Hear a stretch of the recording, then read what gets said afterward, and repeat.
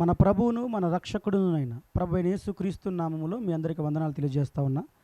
రోమీలకు రాసినటువంటి పత్రిక 11వ అధ్యాయము 17వ వచనంలో, అయితే కొమ్మలలో కొన్ని విరిచివేయబడి అడవి ఒలివ కొమ్మవై ఉన్న నీవు వాటి మధ్యన అంటుకట్టబడి ఒలివ చెట్టు యొక్క సారవంతమైన వేరులో వాటితో కలిసి పాలు పొందిన ఎడల ఆ కొమ్మలపైన నీవు అతిశయించితివా, వేరు నిన్ను భరించుచున్నది కానీ నీవు వేరును భరించటలేదు.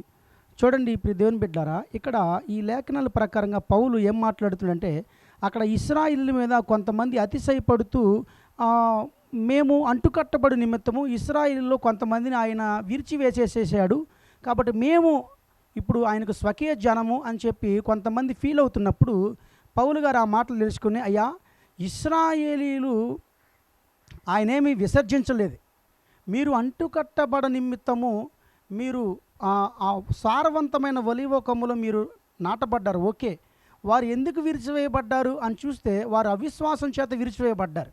మీరైతే విశ్వాసం చేత నిలిచి ఉన్నారు. జాగ్రత్త పడండి.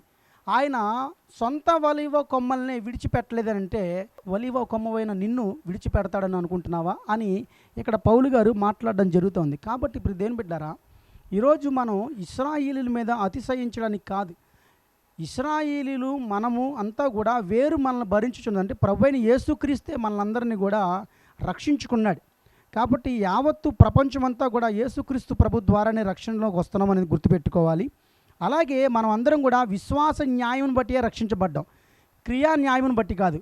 సో మనం అందరం కూడా ఏదో మన యొక్క స్వనీతిని ఆధారం చేసుకోనో, మన భక్తిని, మన దాన ధర్మాలని, తీర్థయాత్రలను ఆధారం చేసుకొని మేము గొప్పవారము అని చెప్పి అనడానికి ఎవరీ లేదు.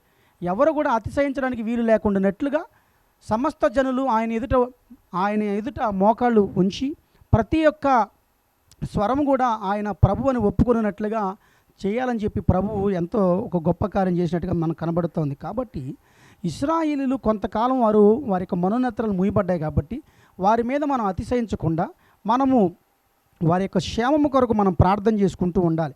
వారు ఎందుకని వారి హృదయాలు ముయ్యబడ్డాయనంటే, మనకు రక్షింపబడాలంటే వారు కొంతసేపు ఆ యొక్క మనోనేత్రాలు మూయబడాలి.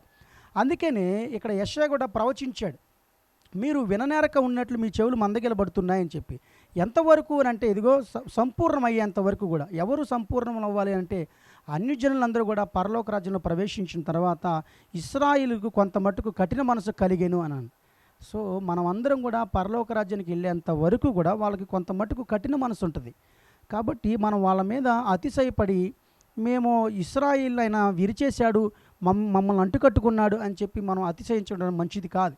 కాబట్టి గ్రహించి ఇశ్రాయేలీలు ఎందుకని విరిచేశాడు అని అంటే, వారు అందరూ కూడా అవిశ్వాసం చేత దేవుని మాటను వినలేదు కనుక స్వాభావికమైనటువంటి ఒలీవ కొమ్మల్ని ఆయన విరిచేశాడు. అంటే ఆయన మాట వినకపోతే సొంత కొమ్మనైనా అనగా సొంత జాతీయులని ఇశ్రాయేల్ని విడిచిపెట్టాడు. సో మనము అడవి ఒలీవ కొమ్మలో నుంచి సారవంతమైన ఒలీవ కొమ్మలు అనగా ప్రభువైన యేసుక్రీస్తులో వేరుపరి స్థిరపడ్డాం. కాబట్టి ఆ ఇశ్రాయేల్ మీద అతిశయించకూడదు. ఎందుకంటే వేరు మనల్ని భరించుచున్నది. వేరంటే విశ్వాసము. విశ్వాసం ద్వారా మనం నీతిమంతులుగా పిలువబడుతున్నాం. కాబట్టి ఇశ్రాయేలు కూడా రక్షణ పొందుతారనేది నేను మీకు తెలియజేస్తాను. అందుకే పౌలు కూడా అంటాం, నేను కూడా బెన్యామీను గోత్రం నుండి పుట్టినవాడినే అని చెప్పి అన్నాడు. సో ఇశ్రాయేల్ ఆయన విడిచిపెట్టలేదు. అలాగే ఏలి యొక్క భాగంలో కూడా 7,000 మంది ఇశ్రాయేలు రక్షింపబడినట్టుగా మనకు కనబడుతోంది. కాబట్టి ఇశ్రాయేలీలు సముద్రమంతా ఇసుక రేణులో ఉండినా శేషము రక్షింపబడుతుందని చెప్పి తెలియబడతా ఉంది. అలాగే ప్రకటన గ్రంథంలో కూడా ఇశ్రాయేలీల యొక్క గోత్రాలన్నీ కూడా 144,000 మంది కూడా రక్షింపబడతారని కూడా మనకు కనబడుతుంది. కాబట్టి ఇశ్రాయేలీలందరినీ కూడా విరిచివేయబడ్డారు, వారి మీద మనం అతిశయించడం మంచిది కాదని మీరు అర్థం చేసుకోవాలని నేను ఆయన సేవకుడిగా మీకు తెలియజేస్తా ఉన్నాను. మనం ప్రార్థన చేసుకుందాం. స్తోత్రములు తండ్రి, పరిశుద్ధుడైన మా ప్రభువానికి వందనాలు, స్తోత్రాలు నాయన. ఒలీవ కొమ్మలు అనగా ఇశ్రాయేలు మీద మేము అతిశయింపకుండానట్లుగా ఈ లేఖనాలు మాతో మీరు మాట్లాడి ఉండి, అలాగే వారి క్షేమము కొరకు ప్రార్థించాలని మీరు మాకు తెలియజేసిన మాటలను బట్టి మిమ్మల్ని స్తుతిస్తున్నాం, గణపరుస్తున్నాం. విత్తబడిన వాక్యమును వారి హృదయాల్లో భద్రపరిచి కార్యసిద్ధి కలజేయమని ప్రార్థన చేస్తూ ఉన్నాను. అదే రీతిలో ఎంతమంది అయితే నేను ఈ వాక్యం వింటున్నారో వారందరి యొక్క కుటుంబాలను ఆశీర్వదించండి, ఆర్థికంగా, ఆరోగ్యంగా, ఆత్మీయంగా బలపరచండి. కావాల్సిన ఆహారము, వస్త్రములు, సంతోషములు, సమృద్ధిని దయచేయండి. అదే రీతిలో అనారోగ్యంతో బాధపడుతున్న వారిని స్వస్థపరచండి. అలాగే బిడ్డల యొక్క చదువుల్లోనూ, వారి ప్రయాణాల్లోనూ, వారి ఉద్యోగాలు, వారి వ్యాపారాలను అన్ని రకాలుగా దీవించి ఆర్థికంగా, ఆరోగ్యంగా, ఆత్మీయంగా అన్ని విధాలుగా సహాయం చేయమని మా ప్రభువును మా రక్షకుడును నాయన ప్రభు అయిన యేసుక్రీస్తు నామములో మీ అందరికీ వందనాలు తెలియజేస్తా ఉన్నాను. ఈ మాటలన్నింటిని కూడా వారి హృదయంలో భద్రపరచమని యేసు నామమున అడిగి వేడుకొంచున్నాము తండ్రి. ఆమేన్.